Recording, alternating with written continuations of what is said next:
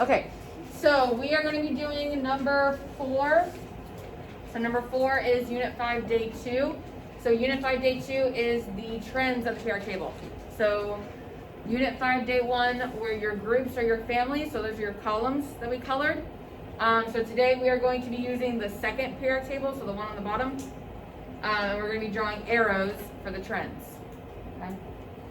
So, quick review, periodic law. So we talked about what periodic law is. Periodic law states that if you organize your elements in increasing atomic number, those are going to periodically have the same characteristics or the same properties. Okay, so that's periodic law. That's what we want. We want them to have recurring properties. We want to be able to predict if we have a missing element. We want to be able to predict those properties so that we know what we're looking for. So that's periodic law.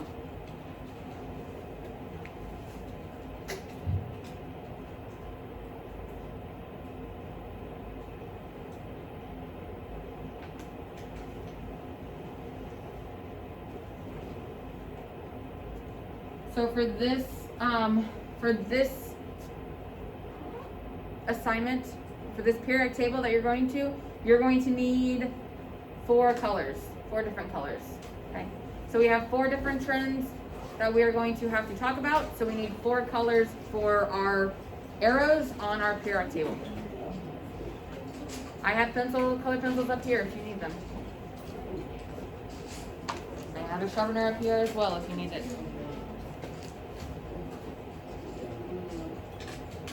Violet, can you shut my door for me, please? Thank you. Alright, so the 4 trends that we are going to look at are atomic radius, or radii, ionic radius, electronegativity, and ionization energy. So these are the 4 trends that we are going to be drawing arrows for on our periodic table. We need to know what those trends are and why those trends are happening. Alright, so make sure you're taking notes and make sure you are drawing your arrows. And I will show you what your arrows need to look like.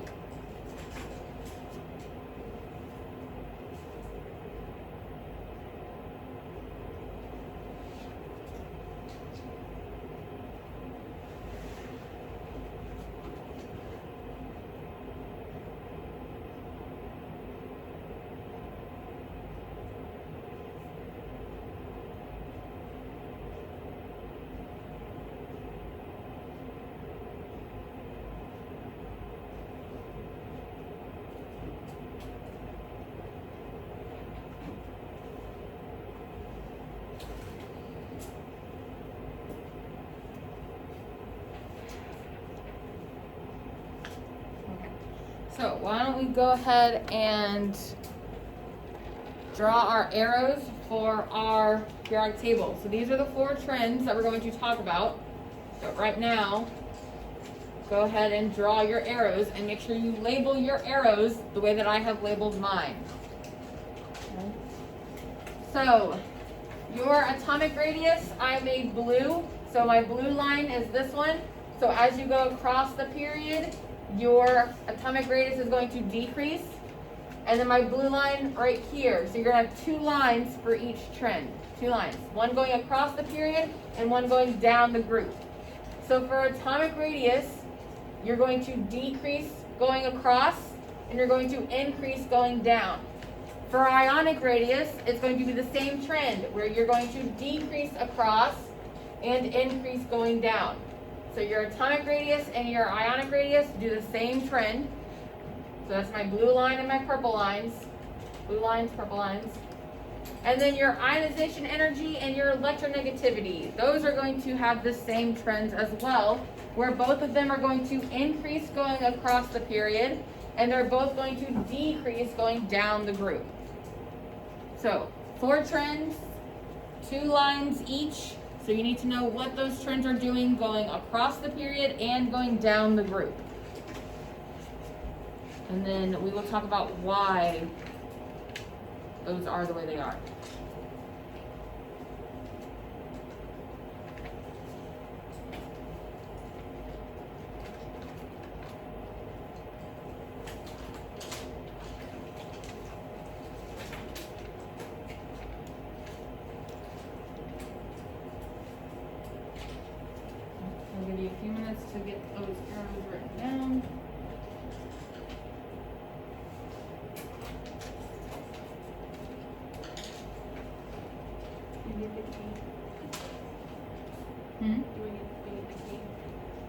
That's up to you. I did just to make it more simple. But if you want to write the trend and then decrease for each arrow, that's fine. However you want to do it, whatever looks best for you. But as long as you have your atomic radius, your ionic radius, your ionization energy, and your electronegativity. As long as you have 2 arrows for each and all your arrows are labeled, then you're good. Yes, ma'am? Does it matter exactly which elements go over? No. No.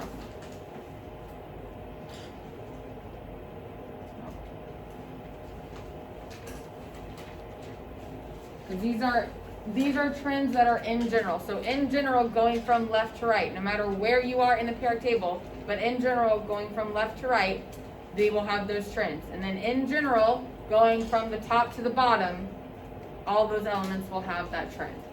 So it doesn't matter where you put your arrows, just as long as they are pointing across the period or down the column.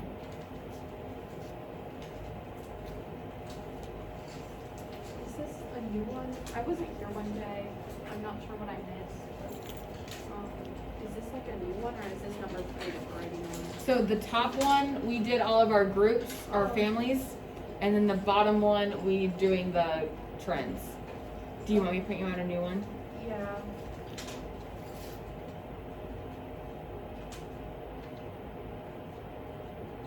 And then I'm gonna put a picture of this whole thing on Canvas, so then you can have that.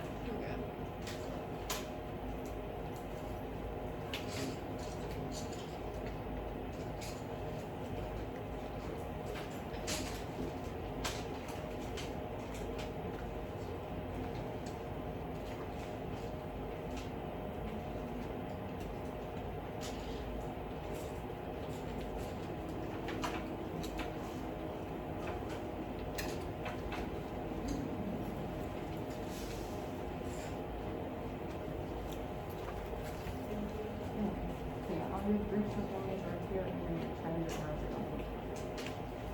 Alright, so we have all of our arrows.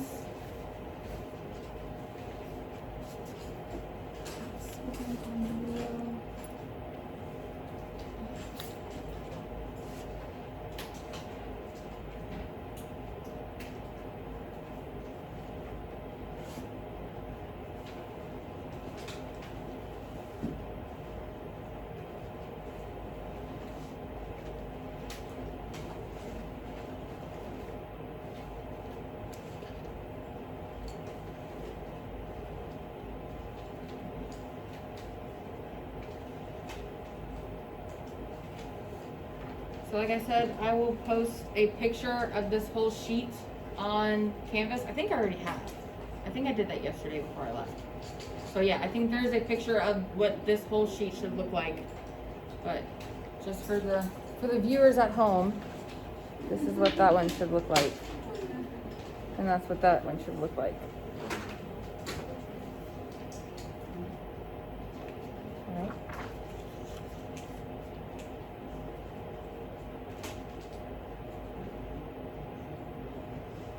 You want to see? What is at the top half? Those are our groups and families.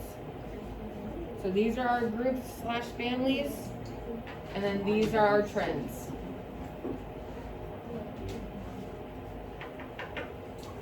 All right. Are we good to go back to the notes? Okay, let's go back. Okay, so now let's talk about it. Okay. So your atomic radius. So think of radius. You guys should already know what the term radius means. Radius means the distance from the middle of your circle to the outer part of your circle. So for us, our circle represents our atom. So our radius, our atomic radius, is going to be the distance from the middle of our nucleus, because our nucleus is in the middle of our atom. So it's going to be the distance from our nucleus all the way to our outermost shell of electrons, or our valence electrons. That is going to be your atomic radius, and that tells you how big your atom is. So the bigger your radius is, the bigger your atom is. Now the smaller your radius is, the smaller your atom is.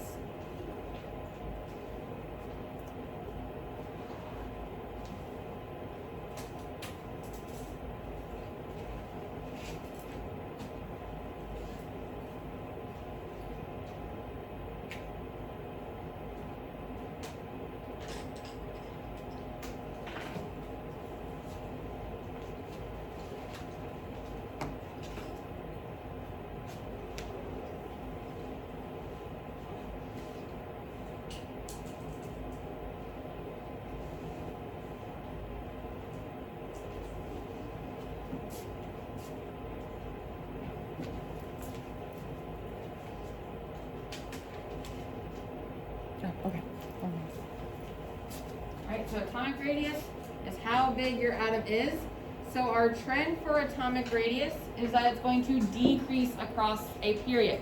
So we drew that arrow and we labeled it decrease, but now we need to know why. Why does our atomic radius decrease as we go across the period? So from the left to the right. So what is happening as you're going from the left to the right? Your atomic number is getting bigger, right? So if your atomic number is getting bigger, that means you're adding on protons to your nucleus and you're adding electrons onto the outside of your atom. So the more protons you add inside and the more electrons that you add outside, the higher the attractive forces are going to be for those protons and those electrons. So as you get farther to the right-hand side, closer to your noble gases, your attractive forces between your electrons and your protons are going to be larger. So those attractive forces are going to squeeze in your electrons. So your electrons are going to kind of just get smushed into, not smushed into, but smushed closer to your nucleus. So if your electrons are getting closer to your nucleus, then your atomic radius is going to decrease. So your atomic radius will decrease going across because your electrons are going to be pulled in tighter because those attractive forces to the nucleus are going to be heavier as you go across the period.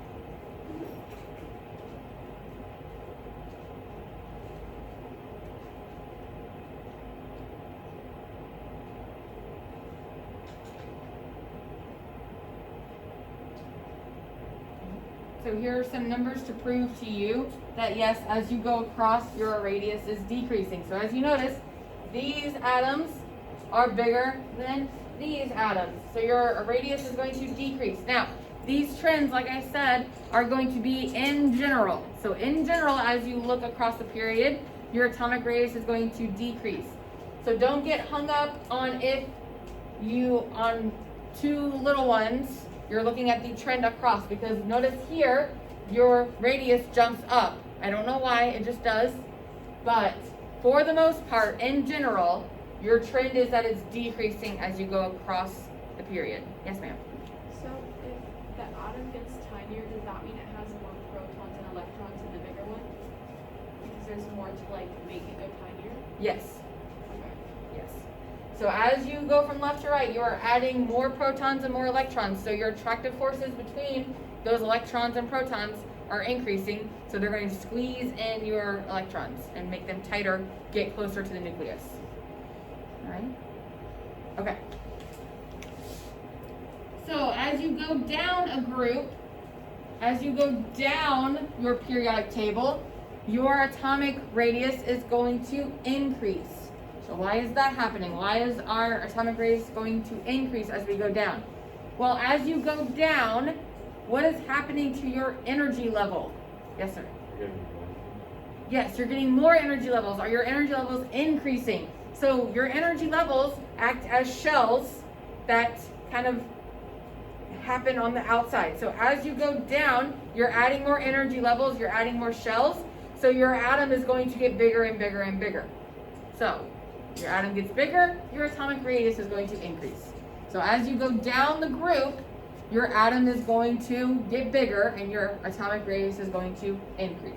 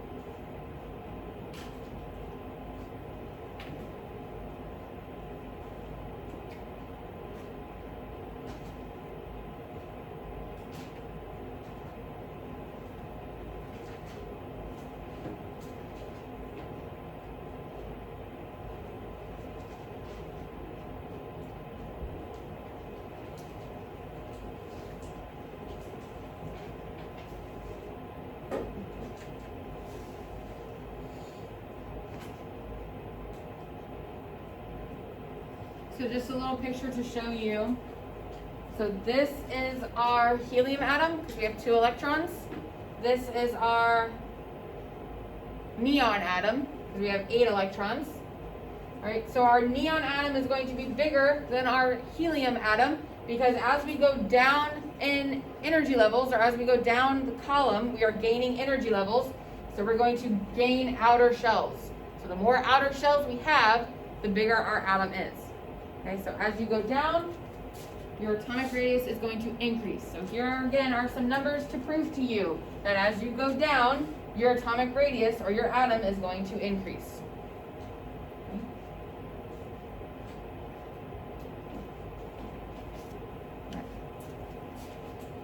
So let's try some questions.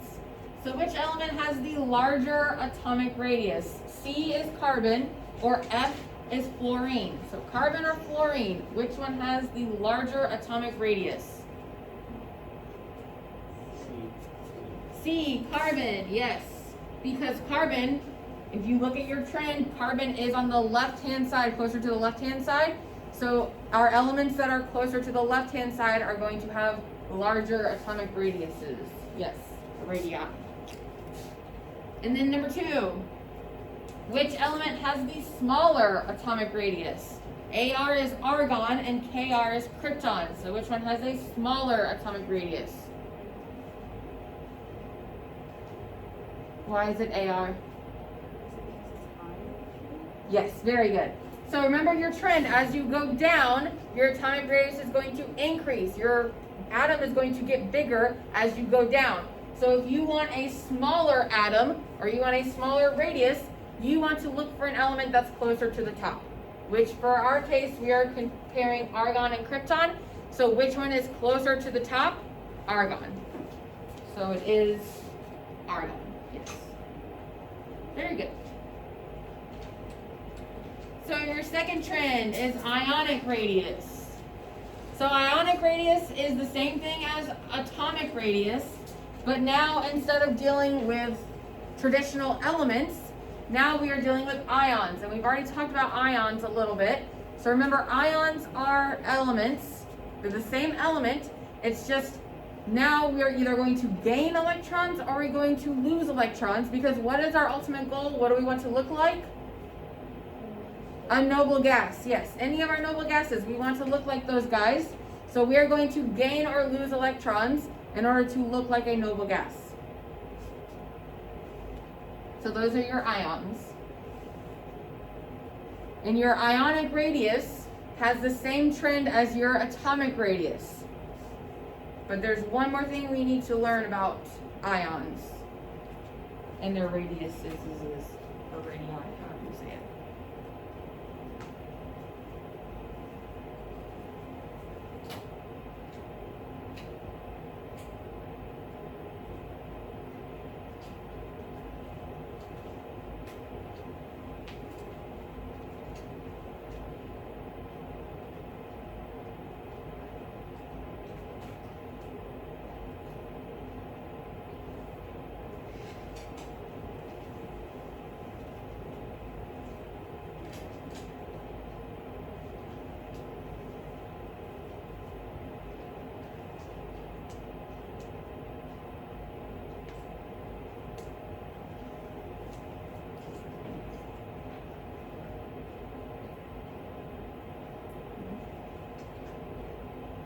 Okay, so this should be a review as well, because we've talked about this as well.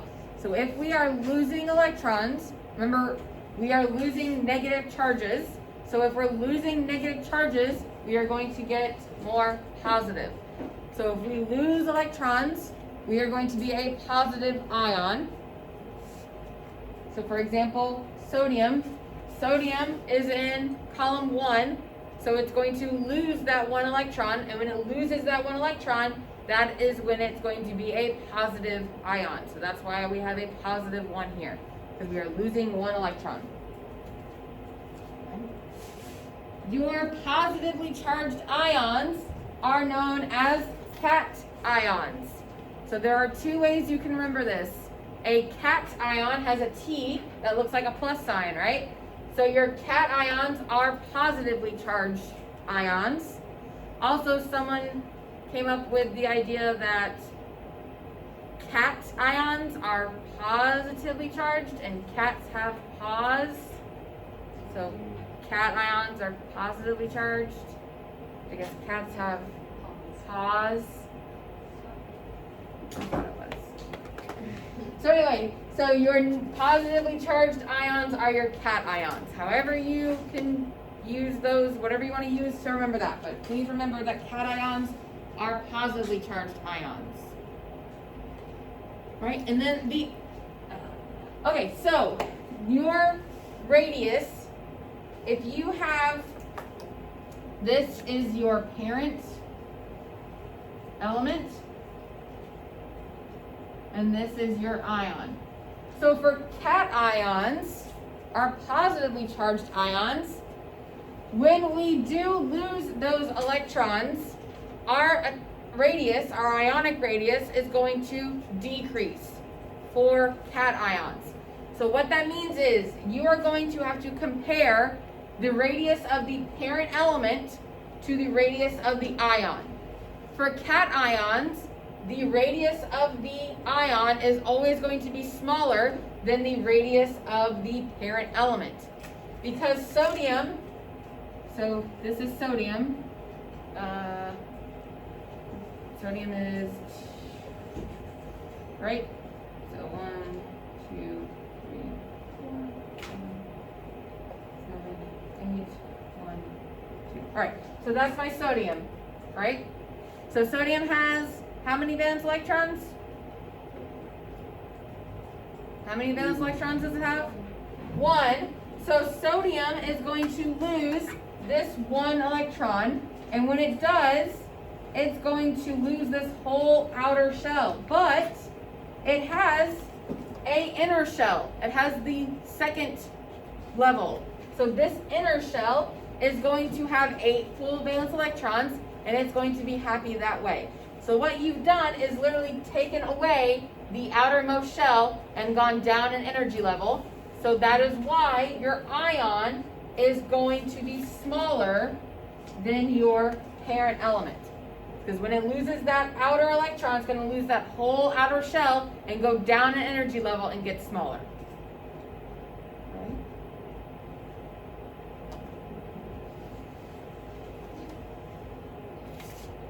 So this isn't talking about the arrow that we drew on the periodic table. This is only comparing the parent element to its ion.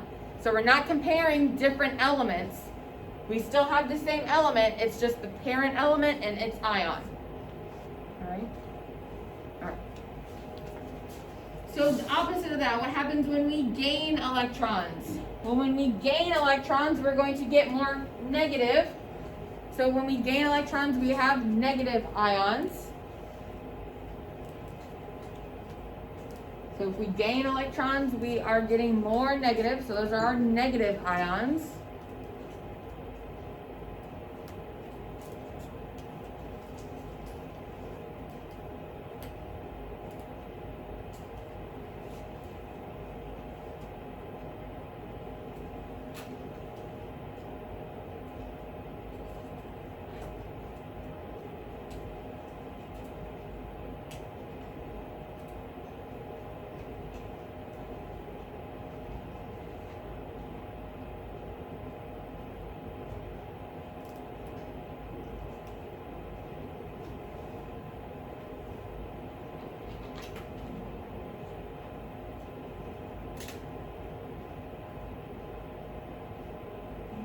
So your negatively charged ions are called your anions.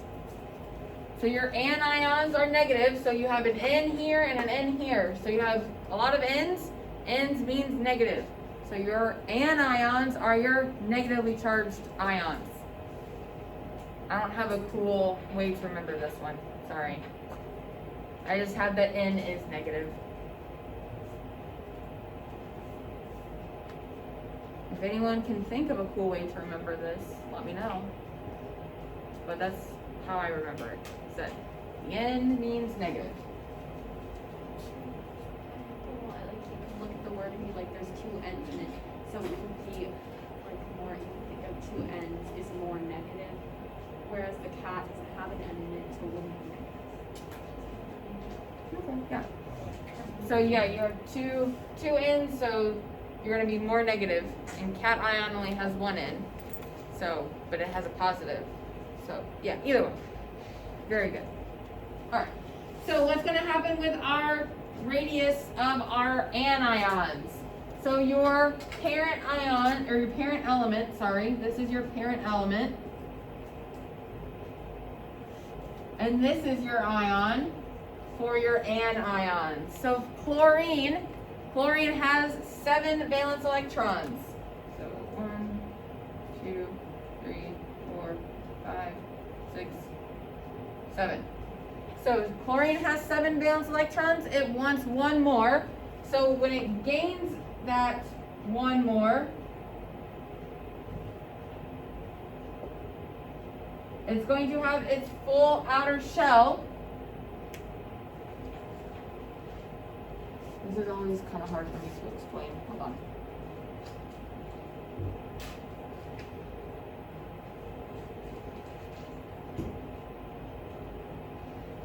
So these electrons, they don't really want to be next to each other. So when you add one more in, they're going to have to social distance and back up a little bit to give themselves more room in between electrons. Right? So your anions, your parent element is going to be smaller than your ion, or your ion is going to be larger than your parent element. So cations, your radius is going to decrease. Anions, your radius is going to increase. For, again, the parent element and its ion. We are not comparing multiple elements to each other. We are comparing the parent element to its ion. So both of these are chlorine atoms. Just one of them has gained an extra electron, but it's still a chlorine atom. All right, because we still have the same number of protons in the middle. Everyone good on that? Any questions? All right.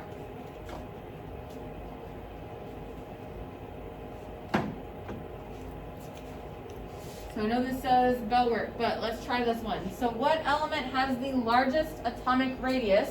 We have nitrogen, which is N, rubidium, which is Rb, fluorine, which is Cl, and lithium, which is Li. So look at those 4 elements on your periodic table that you have in front of you. Look at your trends for atomic radius and tell me which one has the largest. So look at your trend going across the period and going down the period, or down the group. Which one has the largest out of those 4?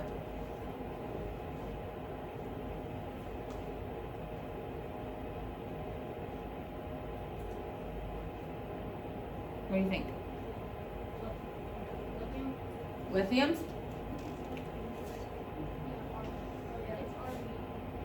Or Rb? Alright, so if we have our periodic table and we want the thing with the smallest atomic radius, so looking at our trend going across the period, what is our trend going across the period for atomic radius? It's going to decrease. So if we want the thing with the largest, do we want to look at the left-hand side or the right-hand side? The left-hand side. So we want something on this side of the periodic table. All right, now going down the group, what is our trend going down the group for atomic radius? Increase. So if we want the largest, are we looking at the top or the bottom? Bottom. So where do our 2 circles intersect? The bottom left-hand corner. So we want an element that's in the bottom left-hand corner. Well, nitrogen is up here somewhere. Rubidium is down here at the bottom left. Chlorine is over here below nitrogen, and then lithium is up here. So yes, rubidium would be the largest because it is in the bottom left-hand corner. So this is what your test is going to mainly be, is a lot of look at these 4 elements and tell me which one has the trend that I'm trying to ask you for. Okay? That being said, I will not give you elements that are very close together. So if you look at lithium versus magnesium, it's going to be pretty hard to tell which trend outweighs the other because they're opposites. So I will not give you elements that are that close together. I will always give you an element in one of the four corners and ask you which one has the trend that I'm asking for. All right? Any questions on this?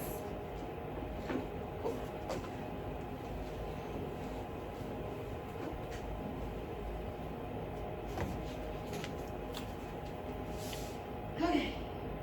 How much time do we have left? 12 minutes? Okay, we'll be done for today. We'll finish this on Monday. Bye!